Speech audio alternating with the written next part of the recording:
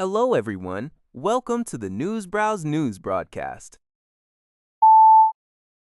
Shinsunet reports on findings from U.S. media, citing U.S. officials that Iran continues to possess significant military capabilities despite weeks of war. Iran reportedly retains approximately 70% of its pre-war ballistic missile stockpiles and about 60% of its missile launchers. This level of retention is deemed sufficient to potentially disrupt shipping through the crucial Strait of Hormuz. Additionally, U.S. military and intelligence officials estimate that Iran holds on to roughly 40% of its attack drone arsenal. The report further indicates that Iran is actively working to recover missile stockpiles buried under debris from bunker strikes. Once these recovery efforts are finalized, U.S. officials project that Iran could potentially regain up to 70% of its total pre-war missile inventory. Following a two-week ceasefire that commenced on April 8th, Iran managed to retrieve about 100 launch systems from underground facilities, increasing its operational launchers to approximately 60% of pre-war levels. From Ziyou Shibo, an incident in Shutou Town, Nanning City, Fujian Province, China, is suspected to be another indiscriminate attack, leaving at least 2 people dead and 1 injured. On April 19th, a white private sedan was seen driving at high speed against the flow of traffic, colliding with people and vehicles before crashing into a central median strip, severely damaging its front end and 2 motorcycles.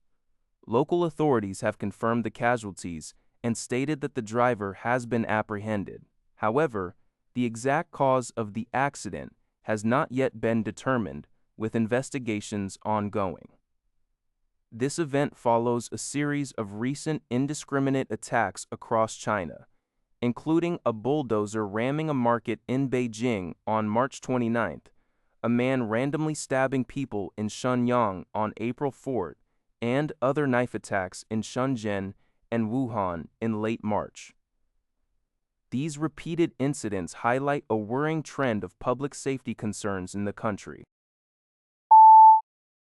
According to Thai Sounds, Venezuela is undergoing its most significant power reshuffle in decades following the U.S. arrest of former leader Nicolás Maduro in January. Interim President Delcy Rodriguez has embarked on a large-scale Great Purge, systematically dismantling Maduro's former ruling circle. In just 3 months, Rodriguez has replaced 17 ministers, along with numerous military commanders and diplomats. Political allies of Maduro have been dismissed, his relatives excluded from lucrative business dealings, and at least 3 businessmen linked to him have been detained. The New York Times reported that Rodriguez's actions are often carried out with White House approval, with some internal sources suggesting her decisions are made under duress from the U.S. This situation, however, is described as a win-win.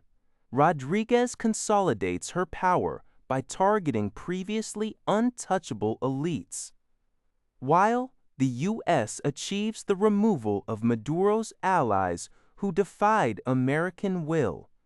Rodriguez is building alliances with a new generation of power brokers, former opposition figures, and even security officials sanctioned under previous U.S. Indonesia is set to halt all diesel fuel imports starting July 1, 2026, coinciding with the full implementation of its B50 biofuel program. This initiative, reported by Antara, involves a blend of 50% diesel and 50% crude palm oil, CPO.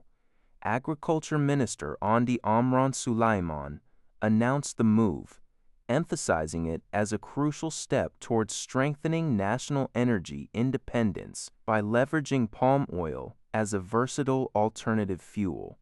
He noted that palm oil can be processed into not only diesel, but also gasoline and ethanol, with development efforts currently being accelerated. The government plans to collaborate with state-owned plantation firm PTPNIV to scale up palm oil-based gasoline production. Minister Sulaiman also highlighted technological innovations like an efficient electric tractor developed by Sepuluh November Institute of Technology.